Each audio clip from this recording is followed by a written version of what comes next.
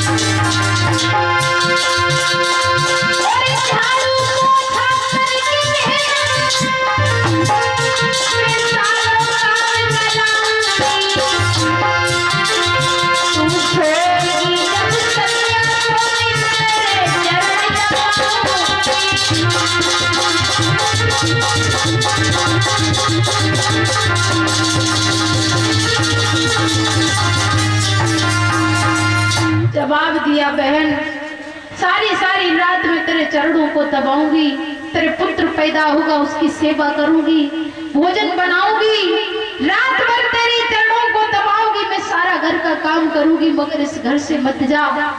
एक बात कही है सुनीति, अगर तुम मुझे घर के अंदर प्रवेश करवाना चाहती हो तो सबसे पहले एक बात सुन लो, तुम इस घर से बाहर निकल जाओ। हे महाराज, अगर आपको हमें अपने घर के अंदर ले जाना है तो अपनी बड़ी रानी को इस घर से निकालना होगा। एक काम करेगी, ये सारे दिन हमारे महलों के ऊपर कागाओं को उड़ाएगी और शाम जब होगी उसे हम कागाओं के उड़ाने के बदले में 2 रोटी जौ की वो भी नमक से दिया करूंगी, और शाम को इस महल में नहीं अयोध्या नगरी के बाहर एक टूटी सी मढ़ैया रखवाओ, उसी में रात में लेट करके ये सोया करेगी। एक पुत्र की खातिर माँ ने कहा, महाराज आप जैसा चाहोगे वैसा ही होगा। महाराज की आंखों में आंसू आ गए, रानी तुमने नहीं माना और हमारा विवाह करवा दिया। रानी कहने लगी, महाराज ये दुख कुछ नहीं है, एक पुत्र के लिए इससे भी बड़े दुख आ जाए मैं वो भी झेलने के लिए तैयार हूँ। आज महारानी ने कहा, महाराज आप जैसा चाहो वैसा होगा। महाराज ने कहा है कि हे रानी तुमने सुन तो लिया, अगर तुम इस घर से नहीं निकलोगी तो ये कदापि कदम नहीं रखेगी। नारी आज महाराज के चरणों को पकड़ लेती, महाराज मैं इस घर से निकल जाऊंगी मगर बहन इस घर से न जाए। महाराज के चरणों को छू लिया, महाराज ने हाथ में हाथ पकड़ लिए, हे रानी आपने हमारा हमेशा साथ दिया, आज वही रानी मुझे छोड़ करके हमसे जुदा हो रही है। रानी का हाथ जब महाराज के हाथ से छूटा तो रानी का कर्ण केंद्र सुन करके पशु पक्षी भी रो रहे थे। रानी कह रही